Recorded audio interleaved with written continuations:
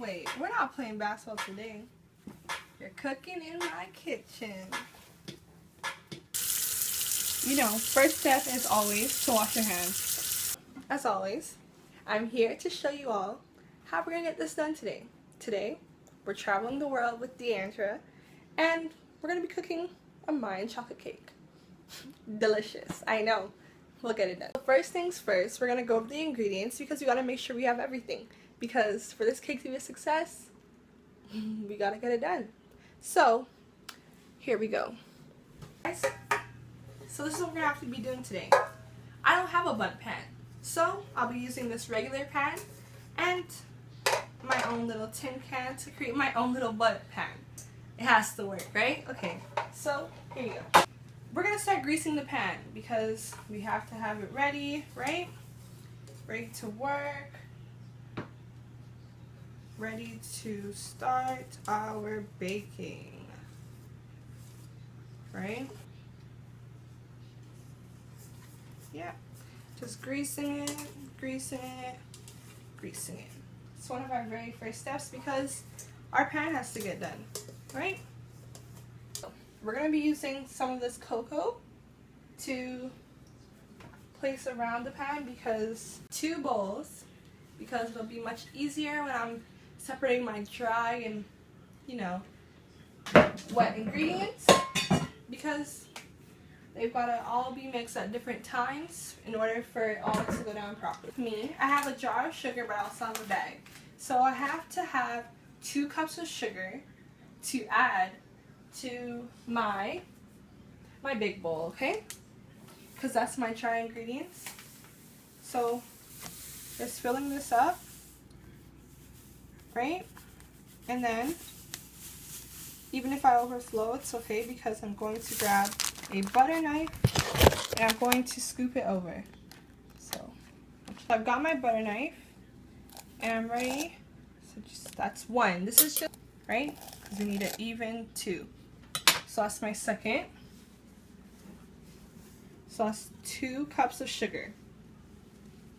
So I'm fortunate to have a 3/4 cup, which is what we need of the amount of cocoa that we're going to be adding to the dry bowl with our sugar, our 2 cups of sugar that we already have, okay? So here we go. Over here, taking the knife, slide it over. Here we go. 3/4 of a cup of cocoa. Perfect? Right? Okay, good. What we need out of this baking powder is 1 1/2 of it, okay? To be adding to our dry mixture. It's 1 teaspoon. In this bowl, I've now completed all the dry mixture that I needed, which was 2 cups of sugar, 3/4 of a cup of cocoa powder, 1 1/2 teaspoon of baking soda, along with 1 1/2 teaspoon of salt, put in 1 1/4 teaspoon of cinnamon, put in 1/2 of a teaspoon of nutmeg. I've also put in 1/4 teaspoon of cayenne pepper, and now that's all I have, and I'm ready to break it all up. So I'm just going to be mixing it all together, my dry mixture, with this whisk, you know. It's kind of strong, you know. So now I'm just using the end of this, I'm just going to be making a well in the center of all of my dry mixture, okay? Made a well in the center of my bowl with my dry mixtures, right? Because I'm ready to add my liquid mixture into my dry mixture. So I'm going to be pouring these into a... So I'm just pouring the mixture into my well, right?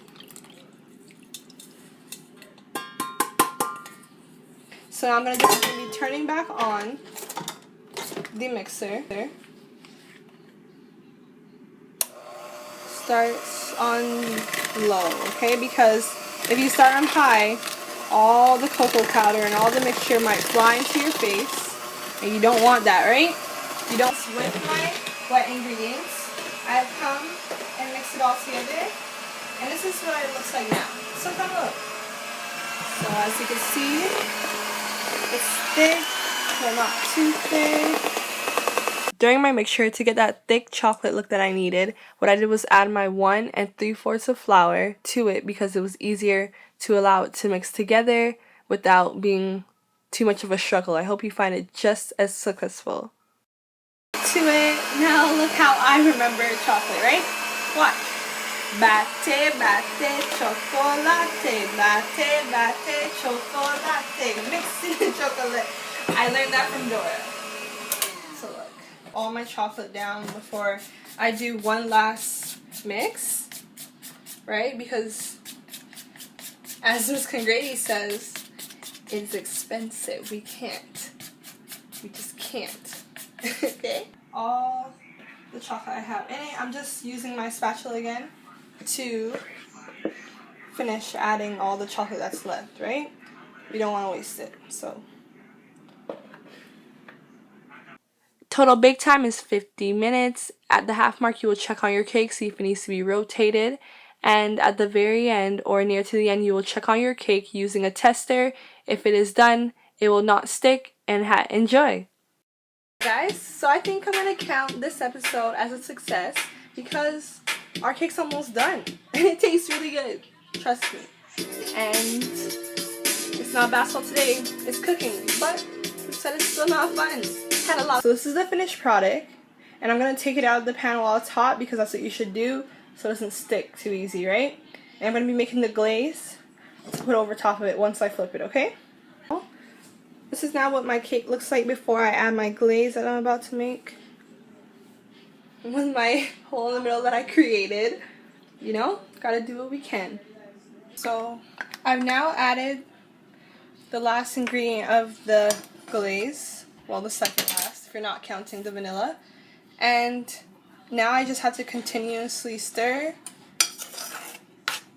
on the meat.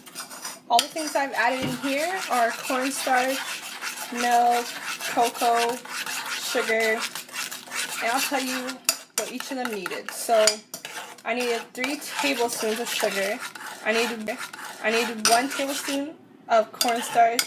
I needed 1/4 cup of cocoa, and I needed to add a 1/2 cup of milk.